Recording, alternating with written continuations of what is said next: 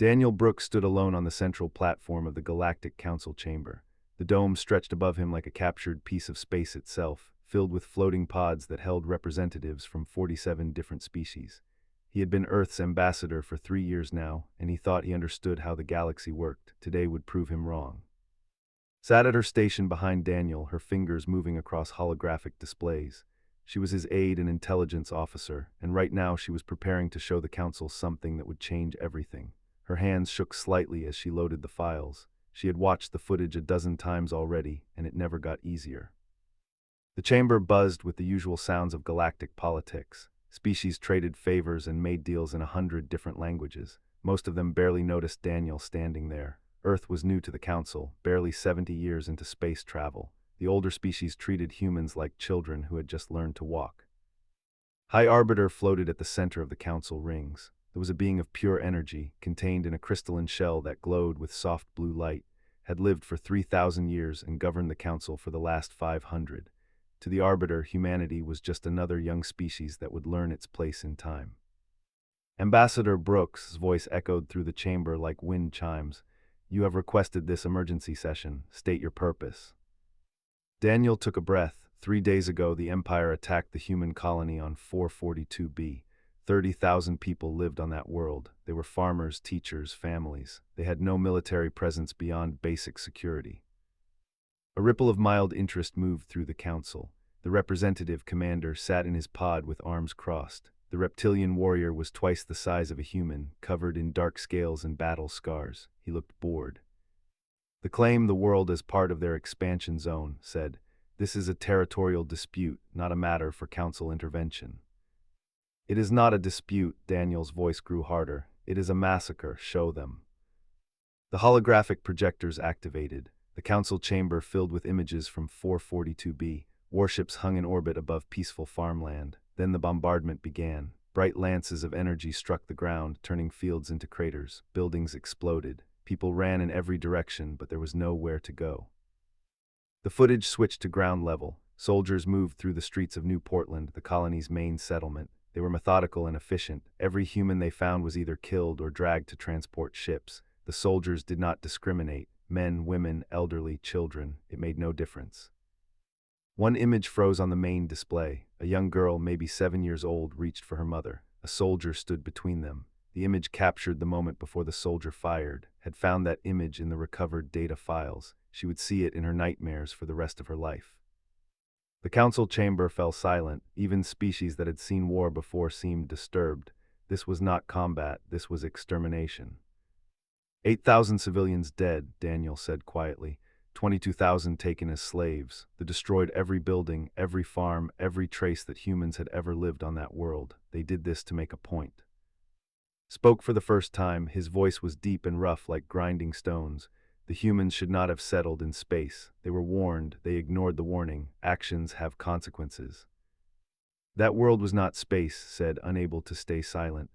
Earth filed proper colony claims 40 years ago. The Council approved them. We have the documents. Documents mean nothing without the power to enforce them, replied. This is how the galaxy works, human. The strong take what they want. The weak learn to survive. Daniel looked around the chamber. We are calling for Council intervention. The Empire committed an act of genocide against a peaceful colony. They must be held accountable. Considered this for a long moment. Then the Arbiter called for a vote. The display showed 47 lights, one for each member species. Green for yes, red for no, white for abstention. The vote was quick, 39 red lights, 8 green, 0 white. The Council declines to intervene, announced. Earth is a new member with limited holdings. The Empire controls 12 systems and 300 warships. The Council cannot risk a major conflict over a single colony world. You mean you will not risk it, Daniel said. You are afraid of them. We are realistic, corrected. Earth controls 4 colony worlds and 40 warships that could crush your entire species in a matter of weeks. Be grateful they only took one world. Learn from this experience and choose your settlements more carefully in the future. Several Council members made sounds of agreement. Some even seemed sympathetic to Daniel's anger, but sympathy without action meant nothing. Stood in his pod all 3 meters of scaled muscle and arrogance. The Council is wise to stay out of this matter, however, I will be generous. If Earth withdraws from its 3 remaining colonies and accepts oversight of all future expansion, my empire will return 10% of the slaves taken from 442b. The rest will serve their new masters for the term of their natural lives. This is a fair offer.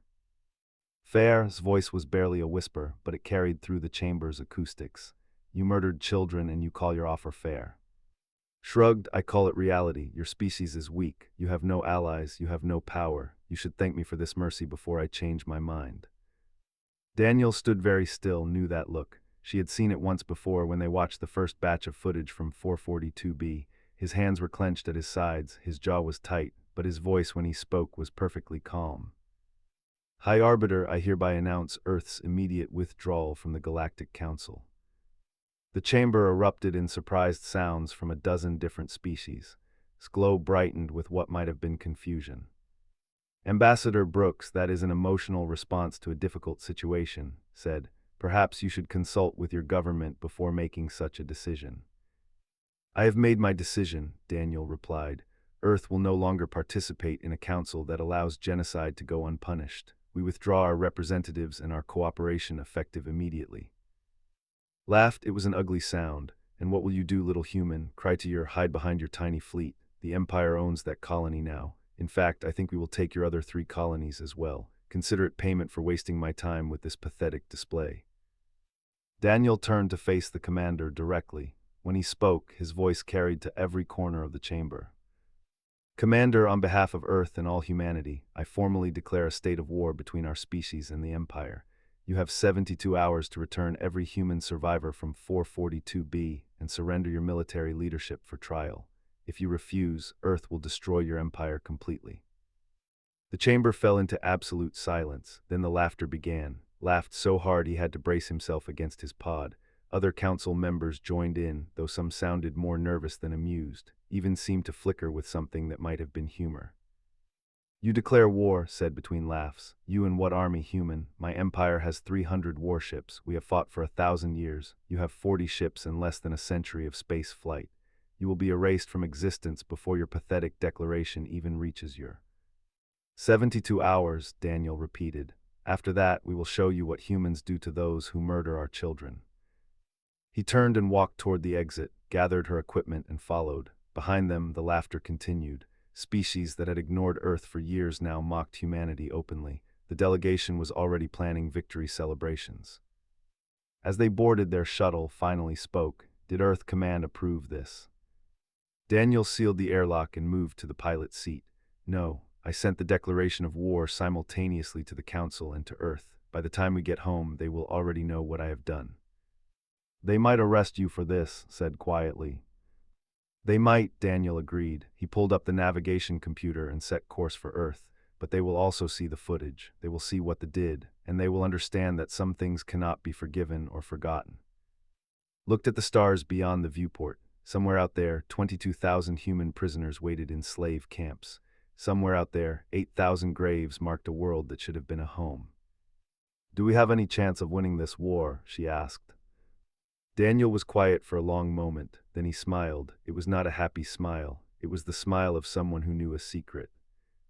There is something about humanity that the Council does not understand, something they are about to learn. What is that? We have been preparing for this day since the moment we left Earth. The 40 ships the galaxy knows about are not the only ships we have built. Stared at him. How many ships do we actually have? Enough, Daniel said, more than enough. The shuttle entered faster than light travel, racing toward home. Behind them, the Galactic Council continued its session, already dismissing Earth as a threat. Commander sent messages to his fleet, ordering them to prepare for an easy victory. None of them understood what was coming. None of them could imagine what humanity would do when pushed beyond its limits. But they would learn. In 72 hours, the galaxy would discover that Earth did not make empty threats. And by the time the lesson was over, the Empire would cease to exist. The shuttle landed at Earth Defense Command in Geneva 18 hours after leaving the Council station. Daniel and walked through the secure entrance expecting to be arrested immediately. Instead, they were escorted directly to the war room. Admiral Christopher Hayes was waiting for them, and he did not look happy.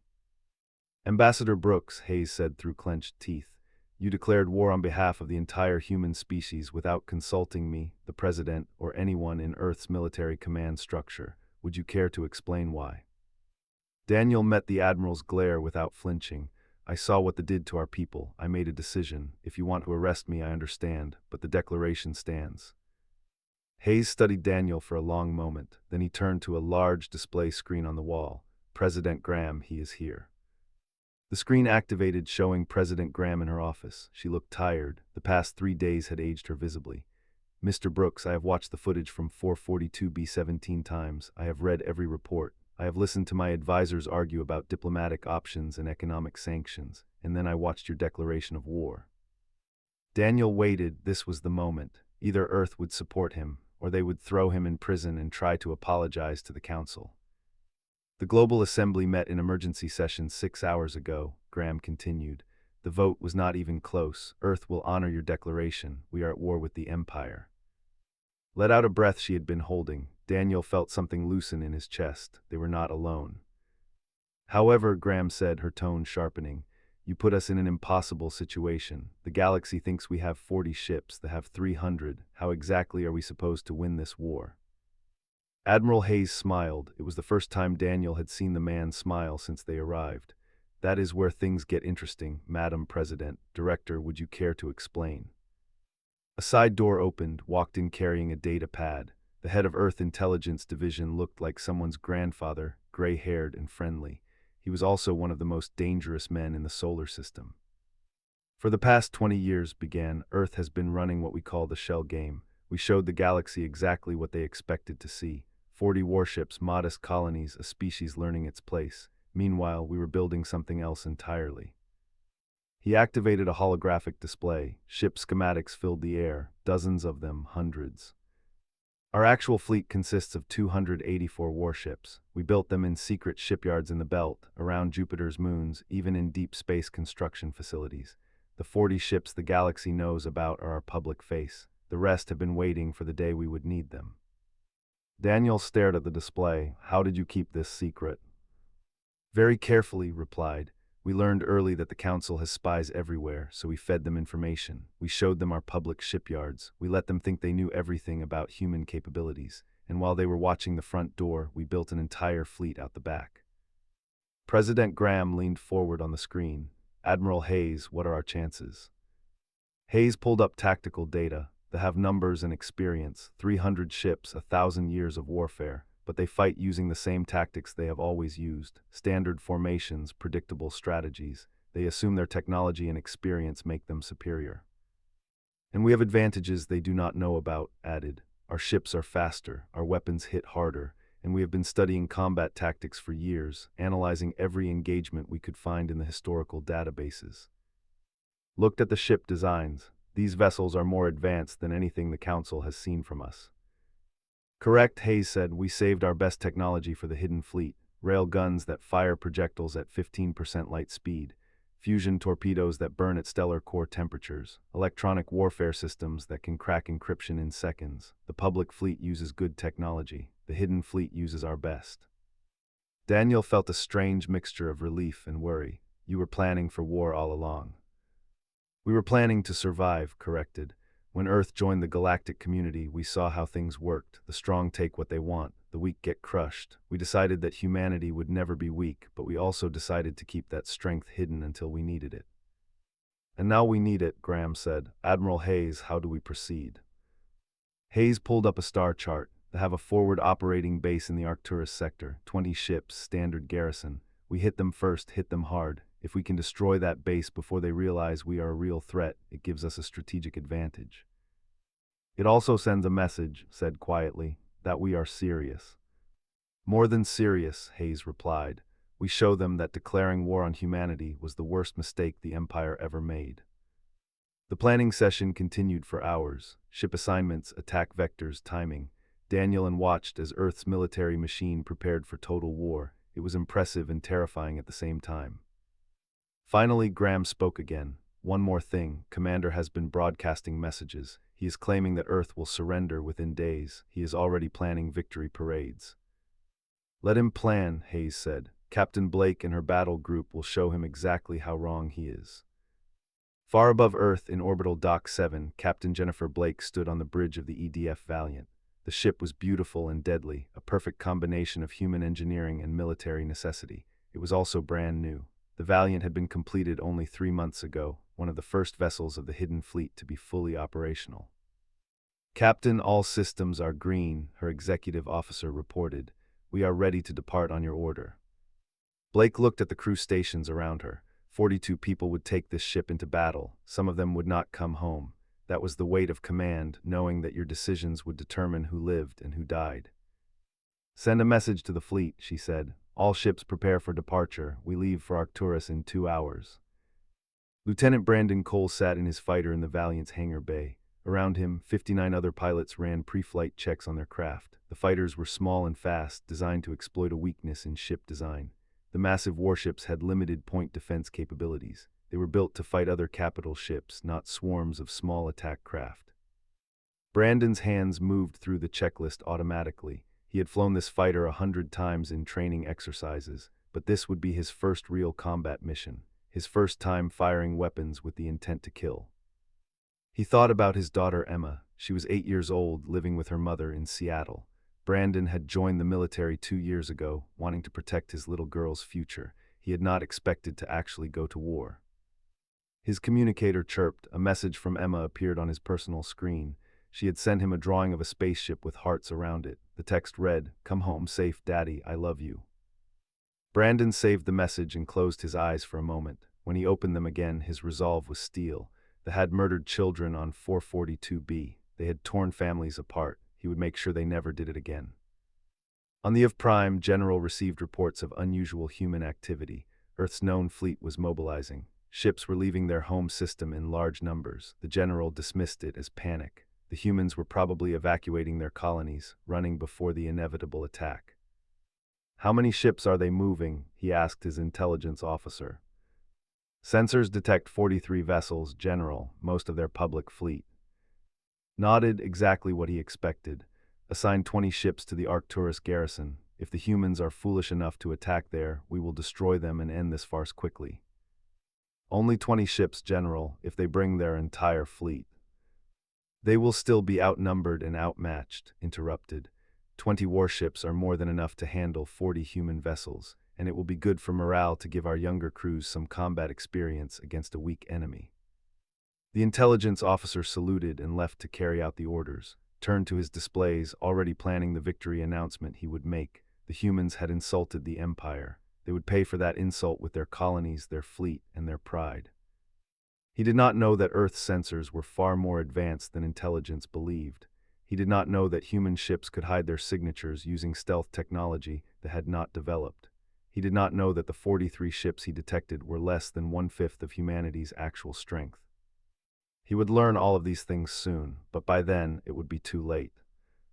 Back on Earth, in an underground facility beneath the Rocky Mountains, Dr. Amy worked in her laboratory. Around her, teams of scientists and engineers made final adjustments to weapons systems that existed only in theory a year ago. Now they were real, and they were being loaded onto human warships. "Doctor, the railgun calibration is complete," one of her assistants reported.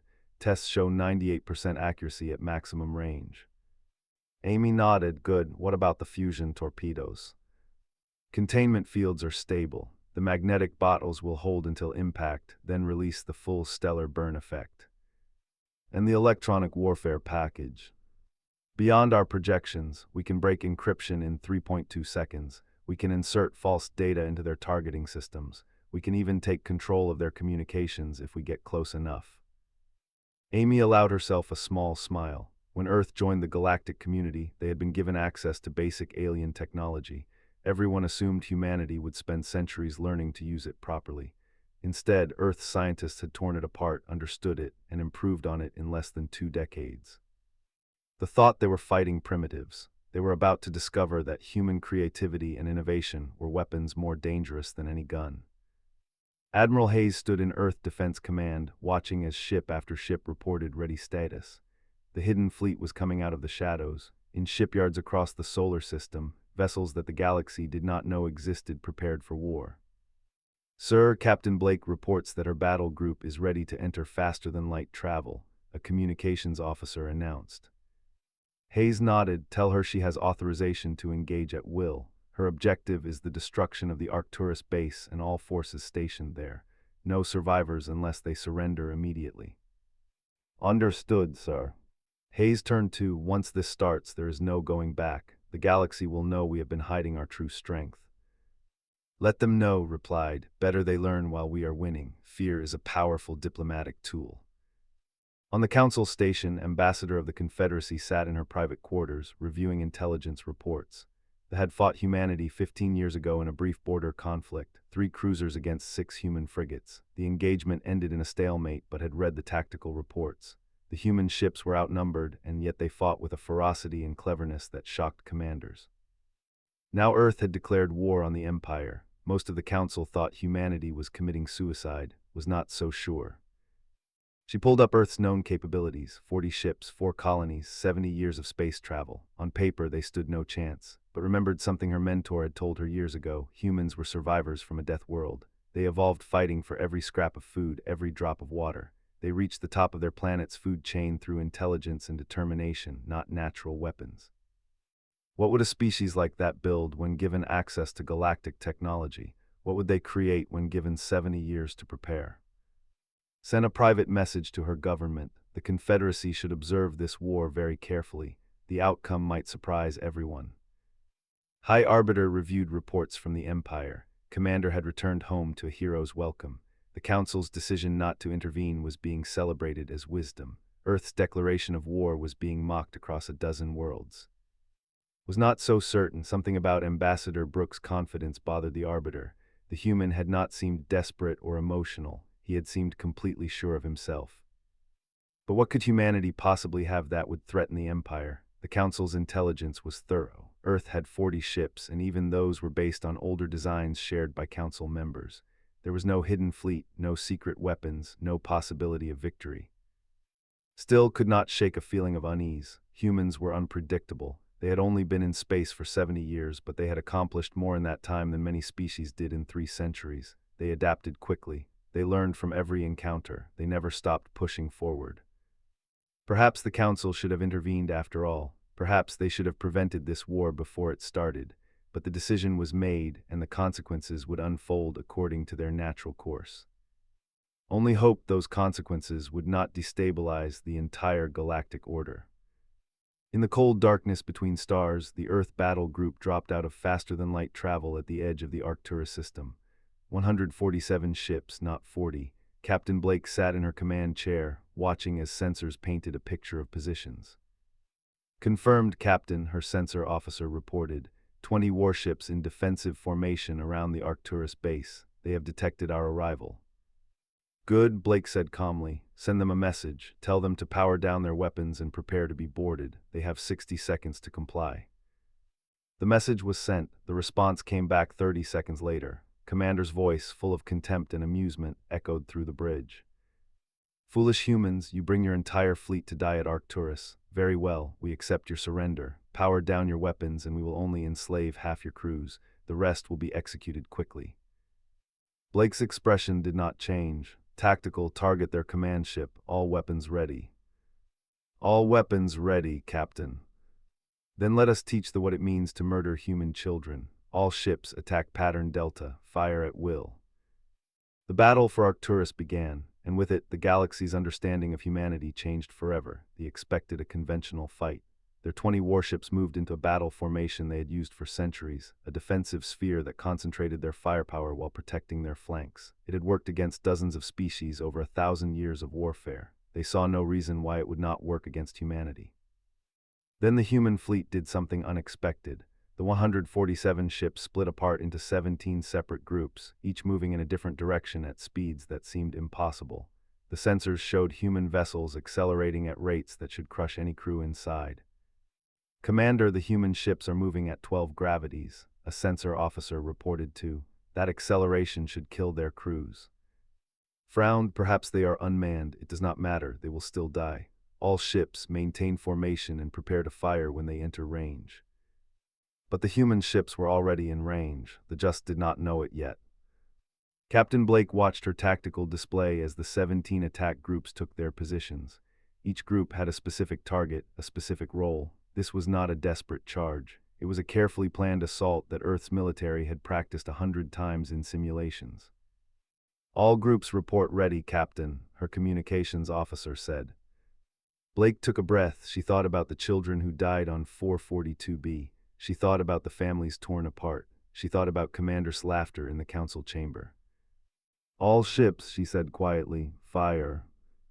The rail guns spoke first. From distances that considered safely out of range, human warships launched tungsten carbide projectiles at 15% the speed of light. The slugs crossed the space between the fleets in seconds. They raised their shields, confident in technology that had protected their ships for generations.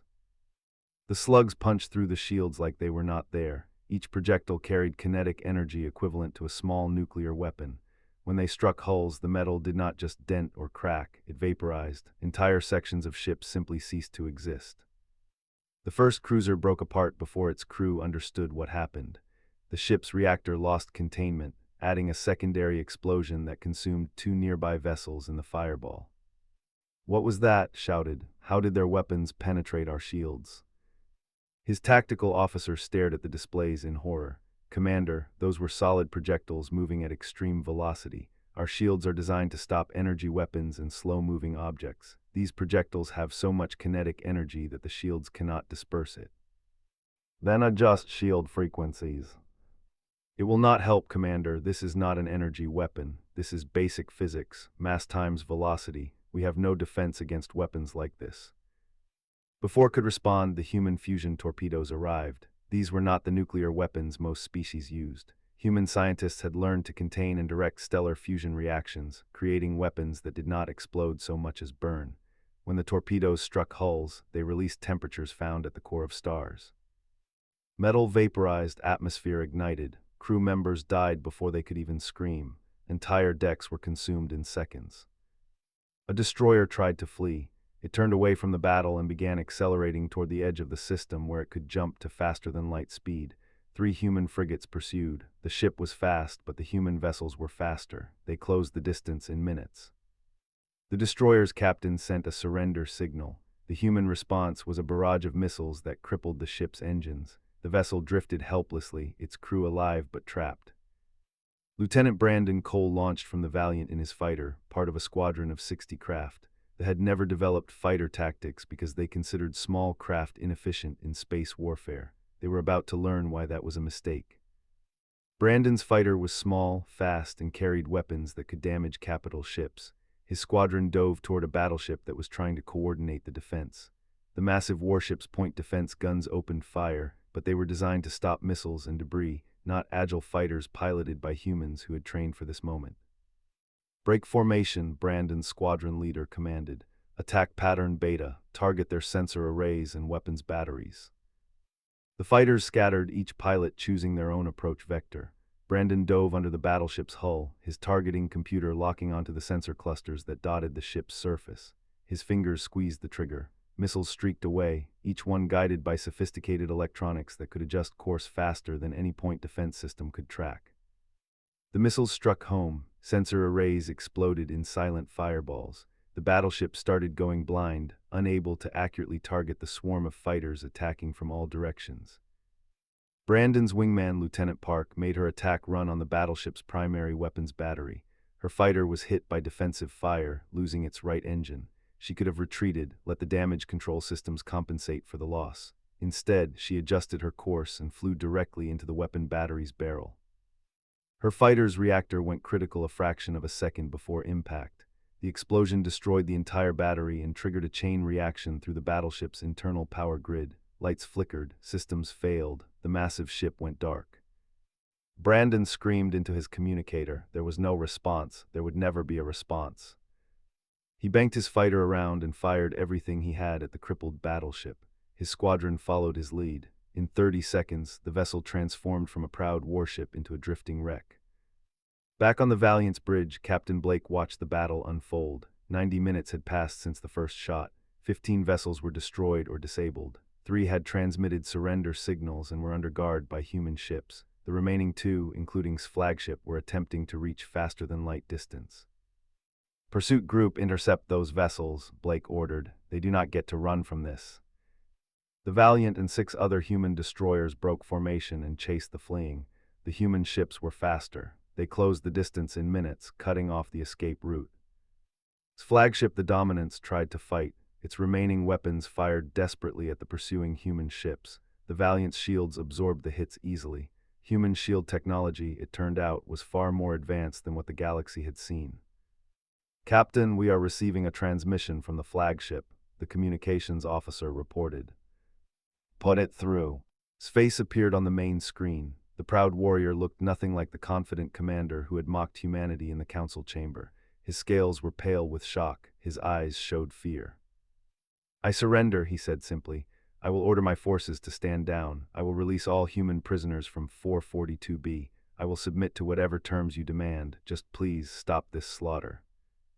Blake studied the commander for a long moment. She thought about the choice she was about to make. She thought about the 8,000 civilians who died on 442B. She thought about Park, who sacrificed herself to protect her squadron. "Commander," she said slowly, "you showed no mercy to our people. You killed children and called it justice. You enslaved families and called it reality. You laughed when we declared war and promised to take our colonies." "I was wrong," said, and he sounded broken. "I did not understand. None of us understood. You are not a weak species. You are not primitives. We made a terrible mistake." "Yes, you did, and now you will pay for that mistake. Your surrender is accepted. Power down all weapons and prepare to be boarded. You and every officer involved in the 442B massacre will stand trial for war crimes." "And my crew, many of them are young soldiers. They were following orders." Blake's expression did not soften, but her voice lost some of its edge. "Your crew will be treated according to the laws of warfare. They will be held as prisoners until this conflict ends. But understand this, Commander. If any of them resist, if any of them try to harm my boarding teams, they will be killed. We will show mercy to those who deserve it. We will show none to those who do not." Nodded slowly. "I understand. I am transmitting shutdown codes now."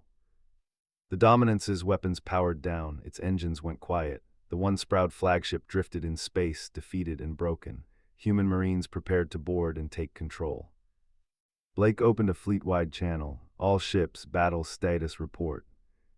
The responses came back quickly. 20 vessels accounted for. 17 destroyed or crippled beyond repair. 3 surrendered intact. 0 escaped. On the human side, the news was more difficult. 23 ships lost or heavily damaged. Over 4,000 crew members dead or wounded. The victory had a price. It always did. Brendan Cole guided his fighter back to the Valiant's hangar bay. His hands shook as he landed. Around him, other pilots were returning from the battle. Empty spaces marked the fighters that would never come home. His fighter bay was dark and empty. He climbed out of his cockpit and stood on the deck, trying to process what he had just experienced. His first real combat, his first kills, his first friend lost in battle. The training had prepared him for the mechanics of warfare. Nothing could have prepared him for the emotional cost. A deck officer approached him. "Lieutenant Cole, the captain wants to see you. All squadron leaders are being debriefed."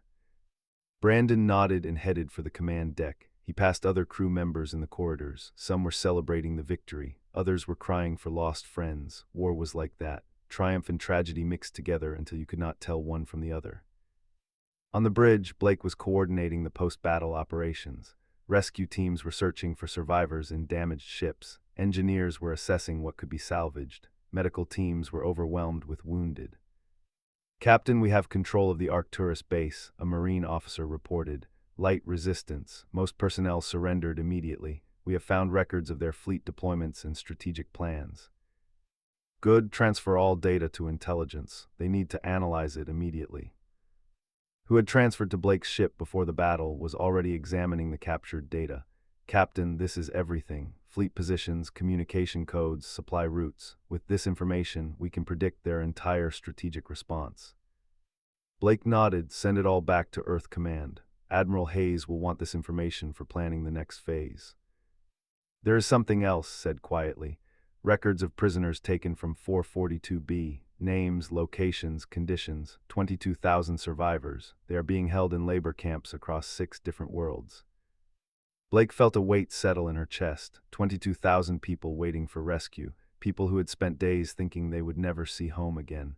"Mark those locations as priority targets. We are bringing our people home." Back on Earth, Admiral Hayes watched the battle reports come in. The victory at Arcturus was complete, better than he had hoped. The lost 20 ships. Earth lost 23, but the psychological impact was worth the cost. The galaxy now knew that humanity could fight and win. President Graham appeared on his screen. Admiral, the Global Assembly is celebrating. They are calling it a miracle. It was not a miracle, Madam President. It was careful planning and brave soldiers. But we cannot celebrate too soon. They still have nearly 300 ships. They will not take this defeat lightly. What do you think they will do? Hayes pulled up strategic projections. They will be shocked at first, confused about how we achieved this victory. Then they will be angry, and then they will come for Earth with everything they have. We hurt their pride. They will want revenge. Can we survive a full assault from their main fleet? We will have to. Earth is preparing additional defenses. Our orbital platforms are being armed with our best weapons. Every ship we can spare is being recalled to defend and we still have resources they do not know about. Graham nodded slowly. How long do we have?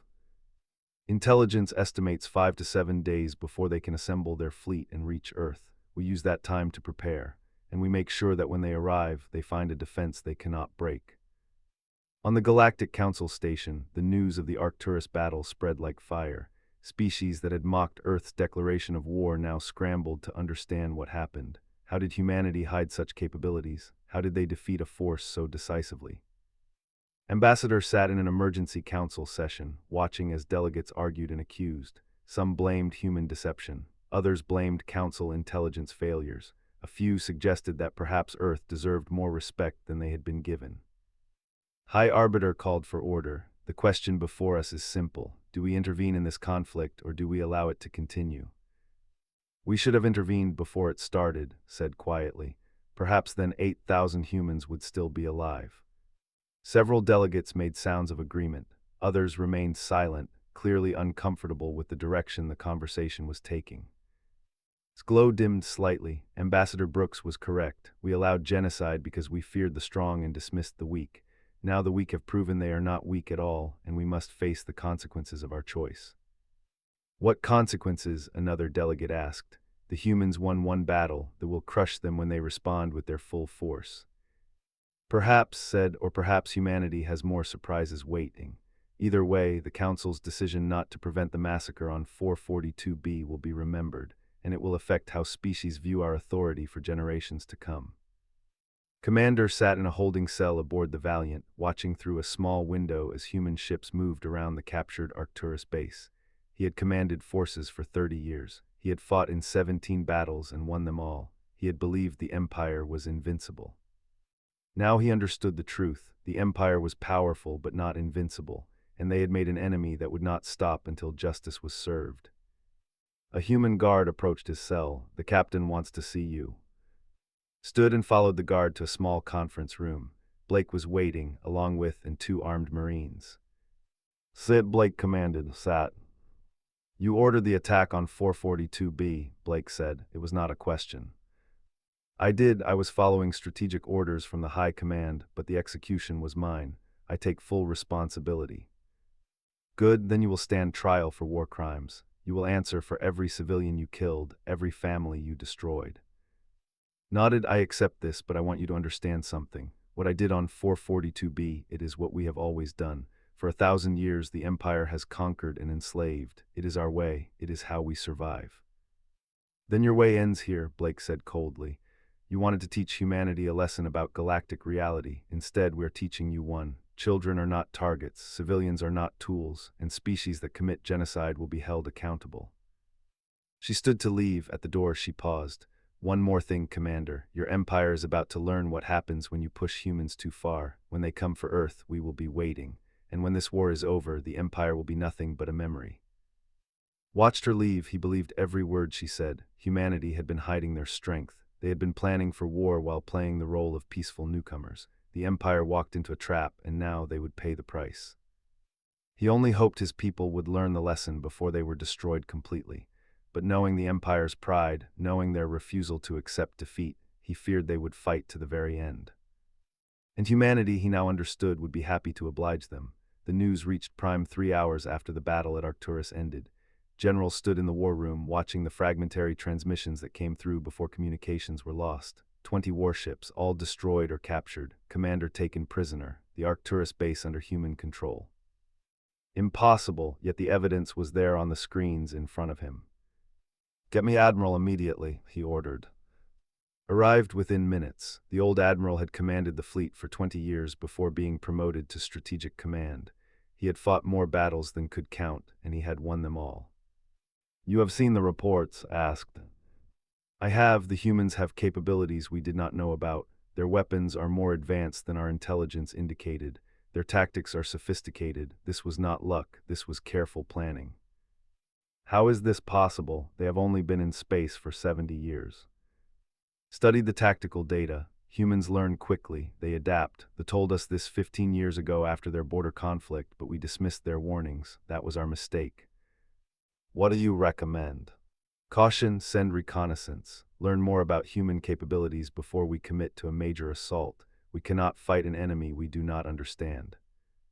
Shook his head. "No, the Empire cannot show weakness. We must respond with overwhelming force. I want the main battle fleet assembled and sent to Earth within the week." "General, that is exactly what they expect us to do. They have had time to prepare. They will have defenses waiting." "Then we break through those defenses. Admiral, you are to assemble 250 warships and take them to Earth, destroy their fleet, bombard their planet if necessary, show them what happens when someone challenges the Empire." Wanted to argue further, but he could see the determination in his eyes. The general was not interested in tactics or strategy. He wanted revenge. He wanted to restore the Empire's honor. "As you command, General, but I request permission to deploy scout ships first, to assess Earth's defenses before the main fleet arrives." "Speed is essential. Every hour we delay gives the humans time to prepare. The fleet will depart in 4 days." Saluted and left to carry out his orders. Outside the war room, he paused and looked at the stars through a large window. He had fought for the Empire his entire life. He had believed in its strength and its purpose. Now, for the first time, he wondered if that belief was misplaced. The humans had proven themselves dangerous. They had defeated a force decisively, and had studied enough military history to know what happened to empires that underestimated their enemies. They fell. But orders were orders. He would assemble the fleet. He would take them to Earth, and he would hope that confidence was justified.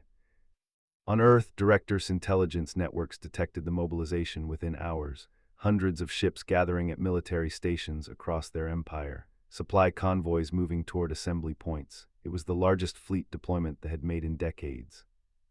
Brought the reports to Admiral Hayes. "They are coming, 250 ships, maybe more. 3 different approach vectors to avoid being caught in a single formation. Estimated arrival in 6 days." Hayes studied the projections. "Can we intercept all 3 groups?" "Not without splitting our forces dangerously thin. Our best option is to defend Earth directly and force them to come to us." "Then that is what we will do. What is our current ship count?" "After losses at Arcturus, we have 261 operational warships. We can have most of them at Earth within 4 days." Hayes nodded. "Start the recall. Every ship that can reach Earth in time will be here. We will make a stand at our home system." "Admiral, even with our technological advantages, the odds are not favorable. 250 vessels against 261 human ships with Earth's orbital defenses added in. It will be close." "Then we make sure every advantage counts. What is the status of the orbital defense platforms?" "Doctor reports they are fully operational. All weapon systems are online. The platforms are ready." "Good, because we are going to need everything we have." Captain Blake received the recall order while still at Arcturus. Her ship had taken damage in the battle, but nothing that could not be repaired in transit. She set course for Earth immediately. Lieutenant Brandon Cole sat in his quarters, trying to write a message to his daughter. What do you say to an 8-year-old when you might be about to die? How do you explain that you are fighting a war to protect her future? He decided on the truth, simple and clear. Emma, I want you to know that I love you. I am coming home to Earth soon and there might be another battle. I need you to be brave and stay safe in the shelters. Listen to your mother. Everything we are doing is to make sure you have a future where you can grow up without fear. I will see you soon. Love, Dad. He sent the message and closed his eyes. Park's empty fighter bay haunted him. She had been his friend. She died saving the squadron. If this next battle was his last, he hoped he could be half as brave. On the council station, the emergency sessions continued. Species that had ignored Earth for years now debated furiously about what to do. The Empire was assembling its full military strength. Humanity had proven it could fight. A war between these two powers could destabilize the entire galactic order. Ambassador proposed immediate intervention. The Council must act. We cannot allow this conflict to escalate further. Too many lives are at stake. The humans from the Council, another delegate argued. They declared war without our approval. Why should we help them now? Because we share responsibility for this situation, replied. We allowed the massacre on 442b. We dismissed Earth's concerns. We enabled this war through our inaction. Now we have an opportunity to prevent genocide on a massive scale. If they attack Earth with their full fleet, millions could die. High Arbiter listened to the arguments. The Arbiter had lived for 3,000 years and seen countless wars. This one felt different. Humanity was not just fighting for survival. They were fighting for justice, and they had proven they would rather die than accept injustice. The Council will not intervene militarily, announced, but we will observe. Council ships will monitor the battle and record everything that occurs. If either side commits war crimes, they will be held accountable. It was a compromise that satisfied no one, but it was the only agreement the Council could reach. President Graham stood before the Global Assembly, broadcast to every city on Earth and every colony humanity controlled. Her speech was simple and direct. 6 days from now, the Empire will arrive at Earth with the largest fleet they have ever assembled. They are coming to destroy us, to punish us for daring to resist their power. They think we will break. They think we will surrender. They are wrong. She paused, letting her words sink in. We did not start this war. We did not ask for this fight. But when they murdered our people and enslaved our children, we made a choice. We chose to stand. We chose to fight. And we will not stop fighting until every human taken from 442b is brought home. The assembly erupted in applause. Around the world, people watched and felt a mixture of fear and pride. Fear of what was coming, pride in what humanity had already accomplished. Every citizen will be evacuated to underground shelters, Graham continued.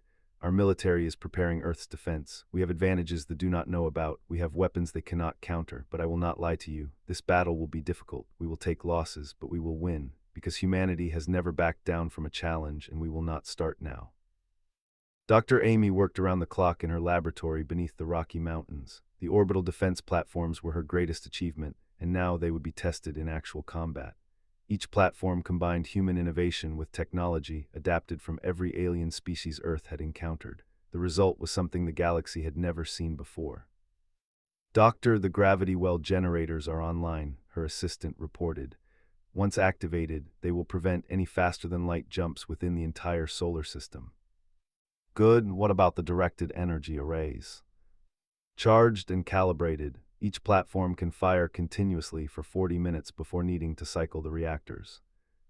And the electromagnetic pulse missiles. Ready for deployment, one hit will disable an entire ship's electronic systems. They will be flying blind. Amy allowed herself a moment of satisfaction. Then she remembered what these weapons were for. Ships would die. People would die. Her creations would end lives by the thousands. It was necessary. It was justified. But it was still a weight she would carry forever. Admiral Hayes stood in Earth Defense Command, watching as ship after ship entered the solar system and took up defensive positions. The fleet was coming home. Every captain understood what was at stake. Every crew member knew they might not survive the coming battle. Sir, Captain Blake has arrived with her battle group, a communications officer reported. She requests permission to take command of the forward defensive line. Permission granted. Tell her to coordinate with Commander Phillips. They will form our first line of defense. The tactical display showed Earth's defensive positions. 3 layers of ships in overlapping formations. Orbital defense platforms positioned around the planet like a shield. Fighter squadrons ready to launch from bases on the Moon and Mars. It was the most comprehensive defense humanity had ever prepared. It would have to be enough. 4 days before the arrival, Captain Blake conducted a meeting with her battle group commanders. 22 ship captains gathered in a holographic conference, their faces showing determination and fear in equal measure. We have been assigned the forward defensive position, Blake said.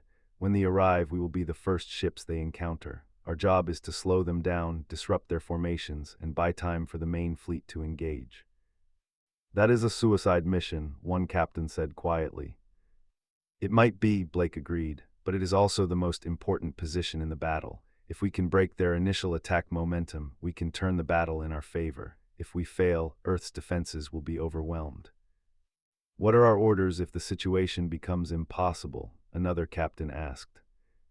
Blake's expression hardened. We do not retreat, we do not surrender, we fight until our ships cannot fight anymore. Every second we hold them is another second Earth has to prepare. Every ship we destroy is one less ship attacking our home. The captains nodded, they all understood. Some of them would not survive the coming battle, but they would make sure their deaths mattered. 3 days before the arrival, Lieutenant Brandon Cole gathered with his squadron in the briefing room. The pilots looked young and scared. Most of them were in their 20s. Some had families. All of them had joined the military to protect Earth, never really believing they would have to fight. I know you are afraid, Brandon said. I am afraid too, but I want you to remember why we are here. We are not fighting for glory or honor. We are fighting for every child on Earth who deserves to grow up in peace. We are fighting for the families on 442B who never got that chance. We are fighting because no one else will. He thought of Park. Some of us will not come back. That is the reality of war. But those of us who survive will make sure that what we did here mattered. We will make sure that humanity's children can look at the stars without fear. The pilots stood and saluted. They were ready. 2 days before the arrival, the fleet entered the outer edge of the solar system.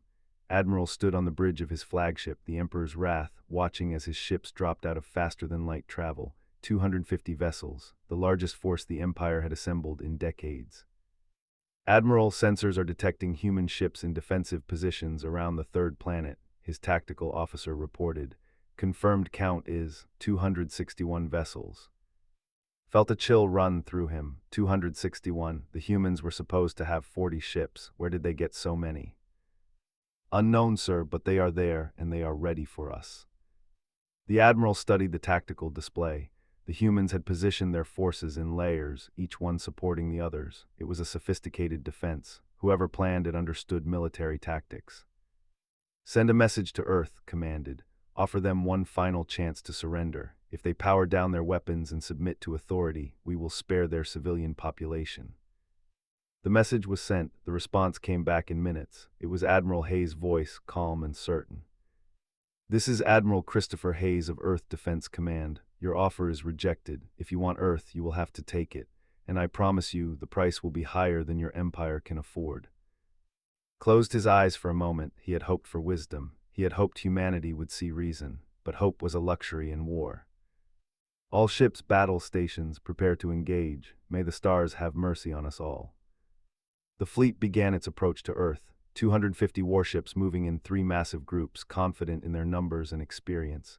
They expected a desperate defense, a valiant last stand, and an eventual surrender. They had no idea what was waiting for them. On Earth, in underground shelters across the planet, people held each other and prayed. Above them, in the cold darkness of space, human warships prepared to defend their home. Every weapon was armed, every crew was ready, every fighter was fueled and armed. Admiral Hayes opened a fleet-wide channel. This is Admiral Hayes to all ships. In a few hours, the Empire will attack our home. They come with overwhelming numbers. They come with centuries of military experience. They come believing they cannot lose. He paused. They are wrong. We have fought for our place in this galaxy. We have proven our strength. We have shown that humanity will not be enslaved or destroyed. Today we show them something more. We show them what happens when you threaten our home. All ships, weapons free, let them come. In the forward defensive line, Captain Blake watched as the fleet grew closer. Beside her ship, 21 other vessels waited. Behind them, the main human fleet prepared to engage. And below, Earth spun silently, home to 8 billion people who trusted their military to protect them. Brandon Cole sat in his fighter, hands on the controls. Around him, 1,000 other pilots waited for the launch order. The battle would begin soon. Some of them would die, but they would make sure Earth survived. The distance closed, the entered weapons range. Both sides locked their targeting systems. For a moment, everything was still. Then someone fired the first shot, and the battle for Earth began. The fleet entered Earth's orbital space expecting to find a desperate defense. Instead, they found something that made Admiral's blood run cold. 261 human warships waited in precise formations, not scattered or panicked but organized and ready. And surrounding Earth itself, dozens of massive orbital platforms that sensors indicated were armed to an impossible degree. Admiral, those platforms are not standard defensive installations, the tactical officer reported. Each one has power readings equivalent to 3 capital ships, and there are 47 of them.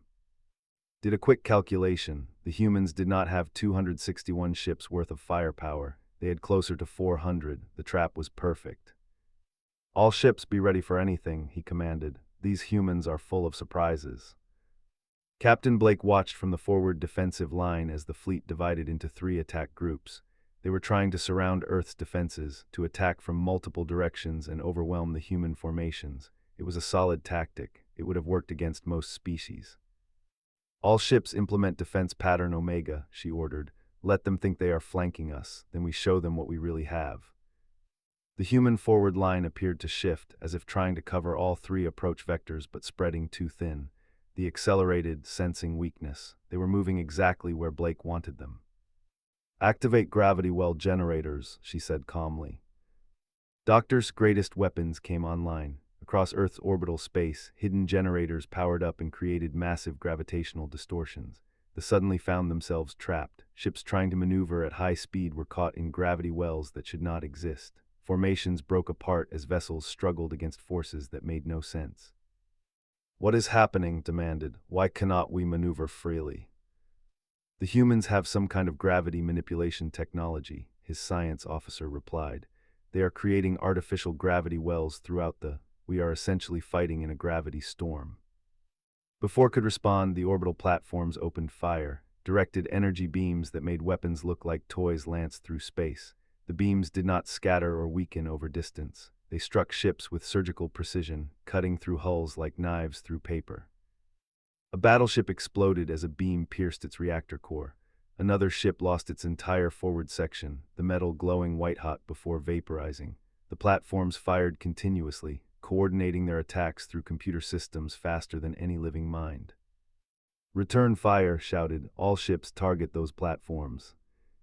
The fleet launched everything they had, missiles by the hundreds, energy weapons that had destroyed planets, kinetic rounds that should have shattered any structure. The orbital platform's shields absorbed it all. Human shield technology, refined and improved over 20 years of secret development, held firm. Then the human fleet engaged. Blake's forward line opened fire with rail guns and fusion torpedoes.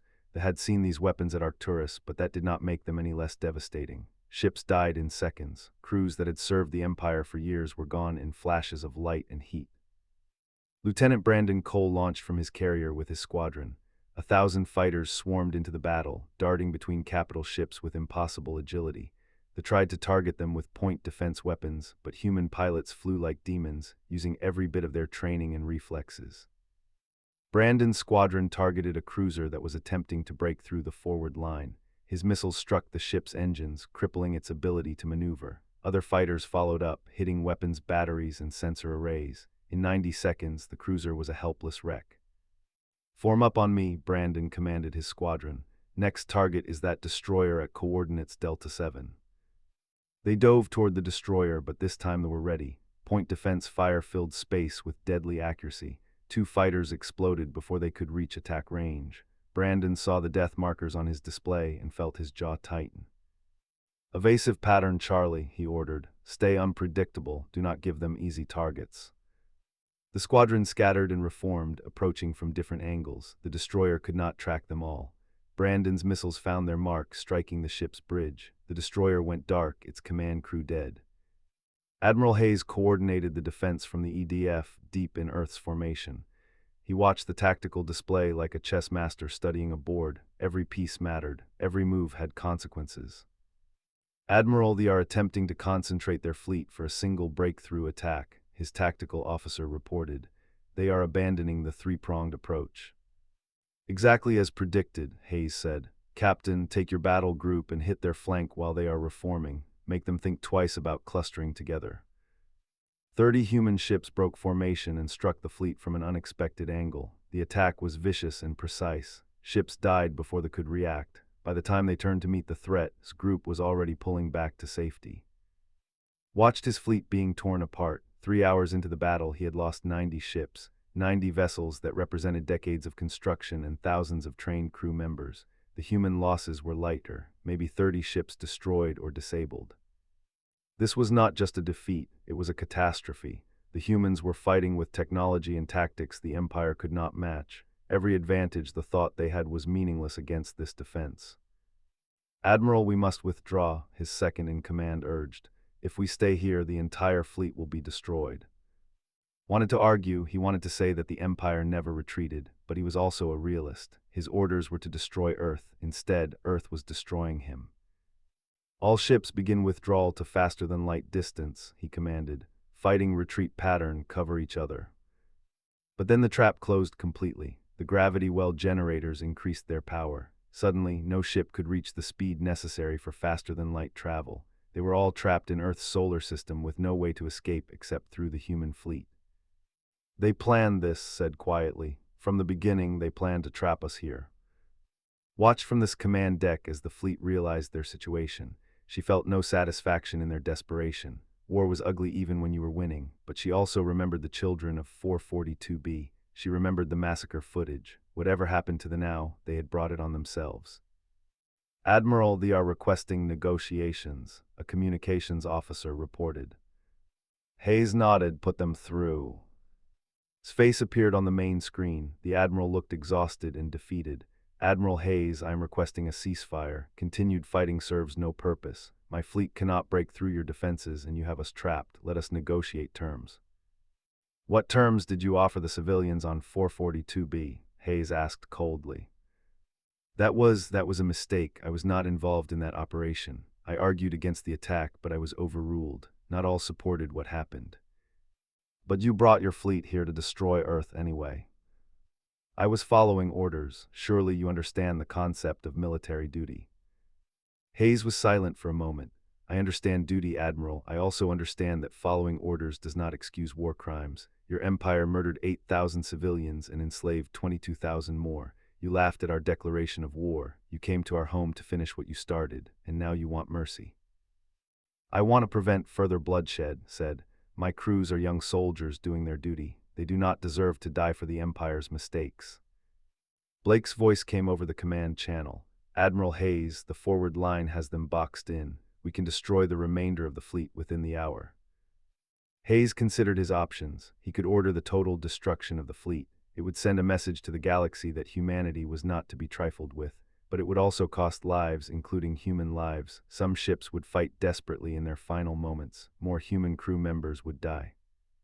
Admiral, Hayes said finally, I will accept your surrender under the following conditions. All ships will power down their weapons immediately. All officers involved in the 442B massacre will be turned over for trial. Your empire will return every human prisoner and pay reparations to the survivors, and you will personally testify about the empire's war crimes at a galactic tribunal. Closed his eyes. Those terms will destroy my career and possibly my life. The empire does not tolerate failure. Then perhaps the empire needs to learn some humility. Do you accept these terms, or do we continue fighting? I accept. I will transmit the shutdown codes now, but I want something in return. I want your word that my crews will be treated according to the laws of warfare. They are soldiers, not criminals. You have my word, Hayes said. Soldiers who surrender honorably will be treated honorably. Those who resist will be killed. Those who committed war crimes will face justice. The fleet powered down, 160 ships, all that remained of the mighty force that came to destroy Earth. Human marines prepared to board and take control. The battle was over. On Earth, in underground shelters across the planet, people heard the news and wept with relief. They had been defeated. Earth had survived. Humanity had won. Brandon Cole guided his fighter back to the carrier, exhausted beyond measure. He had flown 3 sorties during the battle. He had destroyed 4 enemy ships and damaged a dozen more. He had also watched 6 of his squadron mates die. Victory tasted like ash in his mouth. Captain Blake stood on the bridge of the Valiant, watching as ships one by one submitted to human control. Her ship had taken severe damage. 23 crew members were dead, but they had held the forward line. They had bought Earth the time it needed. Captain Admiral Hayes is on the line, her communications officer said. Hayes' face appeared on her screen. Captain Blake, you and your crews performed magnificently. Earth stands because of your courage. Well done. Thank you, Admiral, but the cost was high. It always is, but remember what we were fighting for. Remember what would have happened if we had failed. Blake nodded. She would remember. She would remember for the rest of her life. 3 weeks later, Ambassador Daniel Brooks returned to the Galactic Council chamber. This time, when he entered, the delegates fell silent. There was no laughter, no dismissive gestures, only respect and fear. High Arbiter addressed him formally. Ambassador Brooks, the Council acknowledges that we failed in our duties. We should have prevented the massacre on 442B. We should have listened to your concerns. Our failure led to unnecessary death and destruction. On behalf of the Council, I offer an apology. Daniel stood silently for a moment, then he spoke, his voice carrying to every corner of the chamber. High Arbiter, Earth does not seek apologies, we seek justice. We have defeated the Empire and recovered our people from their slave camps. We have proven that humanity will not tolerate genocide, regardless of the political consequences. He pulled up a holographic display. We are proposing new council laws, enforceable protections for civilian populations, real consequences for species that commit war crimes, an end to the attitude that might makes right. And if the council refuses these proposals, another delegate asked. Then Earth will enforce these laws ourselves, Daniel replied. We did not reveal our full capabilities for fun. We revealed them because the galaxy needs to understand that humanity will defend the innocent, whether the council approves or not. Ambassador stood in her pod. The Confederacy supports Earth's proposals. The Council has hidden behind neutrality for too long. It is time we stood for something beyond political convenience. 7 other delegates added their support. It was not a majority, but it was a start. Considered the proposal. The Council will debate these laws, but understand, Ambassador, that changing the galactic order is not simple. There will be resistance. There is always resistance to change, Daniel said. But Earth has shown that we are willing to fight for what is right. The question is whether the Council will join us or whether we must continue alone. On Prime, the government collapsed. The Emperor was forced to abdicate. General was arrested for incompetence and war crimes. Admiral stood trial at a galactic tribunal where he about the Empire's history of atrocities. His testimony, broadcast across the galaxy, shocked billions of beings. The Empire as it existed was finished. What would replace it remained unclear. But one thing was certain, they would never again terrorize peaceful species without fear of consequences. President Graham addressed the Global Assembly for the final time regarding the war. We won this conflict, but the price was high. 4,300 military personnel gave their lives, 29 ships were lost, thousands more were wounded. She paused, letting the weight of those numbers settle, but their sacrifice was not in vain. Every human taken from 442B has been returned home. The galaxy now knows that Earth will defend the innocent, and our children will grow up in a universe where justice means something. The assembly rose in applause. It was not celebration. It was acknowledgement of what had been lost and what had been gained. Captain Blake visited the families of her lost crew members. It was the hardest thing she had ever done. She met parents who would never see their children again. She met spouses who would raise families alone. She met children who would grow up without fathers and mothers. She told them the truth. Their loved ones had fought bravely. They had made the difference between victory and defeat. They had saved Earth and everyone on it. The words felt inadequate, but they were all she had to offer. Lieutenant Brandon Cole was awarded the Medal of Valor for his actions during the battle. He accepted it quietly, thinking of Park and the others who deserved it more. When reporters asked him what he felt about the victory, he gave a simple answer. I feel grateful that my daughter will grow up safe. I feel sad for those who did not make it home, and I feel proud to be human. Dr. Amy's weapons became famous across the galaxy. Multiple species tried to buy or steal the technology. Earth refused all offers. The weapons that saved humanity would remain under human control, used only to defend the innocent and punish the guilty. Was promoted to Director of Diplomatic Intelligence. Her work coordinating information during the war had been crucial to Earth's victory. She accepted the promotion on one condition, that Earth never forget the lessons learned from this conflict. We won because we were prepared, she told President Graham. We must stay prepared. The galaxy is full of species that respect only strength. We showed them our strength, but we must maintain it. Graham agreed. Earth's military would remain strong. The hidden shipyards would continue production. Humanity had learned that peace required the ability to wage war. Daniel Brooks stood in his office, looking at the stars through the window. The war was over. Earth had its place in the galactic order. The massacred civilians of 442B were avenged. Everything he had fought for had been achieved. Entered his office carrying reports of compliance with the peace terms. The reparations were being paid. The war criminals were standing trial. The survivors were receiving counseling and support. Do you have any regrets? She asked, the same question she had asked when this all began. Daniel thought about the 4,300 lives lost. He thought about the families torn apart. He thought about the price humanity paid for justice. Then he thought about the alternative. If Earth had done nothing, if they had accepted the massacre and moved on, what would that have said about humanity's values?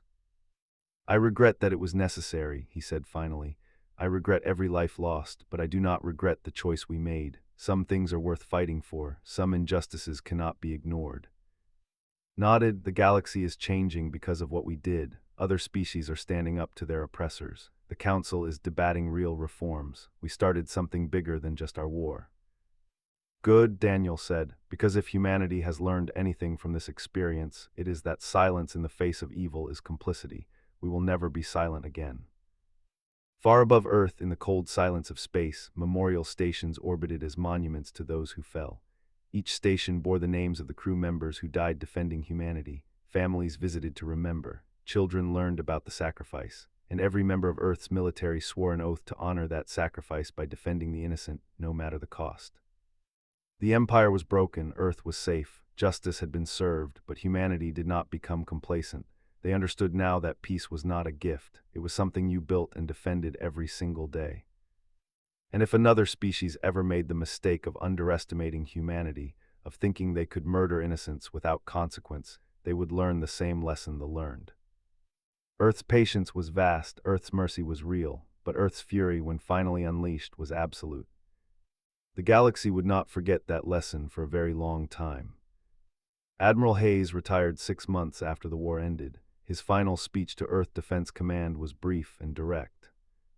We won this war not because we were the strongest, but because we fought for something that mattered. We defended the innocent. We punished the guilty. We showed the galaxy what humanity stands for. Remember that. Remember why we fought. And if you ever have to fight again, make sure it is for something worth dying for. Captain Blake took command of Earth's defense fleet. She implemented new training programs based on lessons learned from the war. Every captain, every pilot, every crew member would be ready if Earth faced another threat. Lieutenant Brandon Cole became a flight instructor. He taught the next generation of pilots about courage, sacrifice, and the importance of protecting those who cannot protect themselves.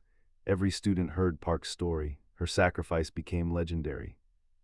And on 442B, now liberated and being rebuilt, survivors planted a memorial garden. 8,000 trees, one for each civilian murdered by the garden grew over the years, a living reminder of what was lost and what was won. Children played among the trees, never knowing the horror that had occurred on this world. They grew up free, protected, and loved. They grew up in a galaxy where Earth had proven that humanity would never abandon its own. That was the true victory, not the battles won or the enemies defeated, but the future secured. The future where human children could look at the stars and see wonder instead of fear. Ambassador Daniel Brooks stood at the window of his office one last time before retiring. The war had aged him. The decisions had cost him sleep and peace. But when he looked at the stars now, he saw something different than before. He saw a galaxy that respected humanity. He saw a council that feared making the same mistakes. He saw a future where justice was possible, where the innocent were protected, where might did not always make right. It had cost 4,300 lives to achieve that future. Every one of them mattered. Every one of them was a hero. And Earth would never forget them. The story of how humanity declared war on the Empire and one became the defining moment of Earth's place in the galaxy. Other species studied the tactics. Politicians debated the consequences. Historians analyzed every decision. But for the people who lived through it, who fought and bled and lost friends and family, the story was simpler. Earth had been pushed to the breaking point. Earth had pushed back. And the galaxy learned that humanity's greatest strength was not their weapons or their ships or their technology. It was their refusal to accept injustice, their commitment to protecting the innocent, their willingness to sacrifice everything for what was right. That was what made humanity dangerous. That was what made them respected. That was what made them a force the galaxy could no longer ignore or dismiss. Earth's ambassador had declared war. The Galactic Council realized too late what was coming. And by the time they understood, humanity had already won.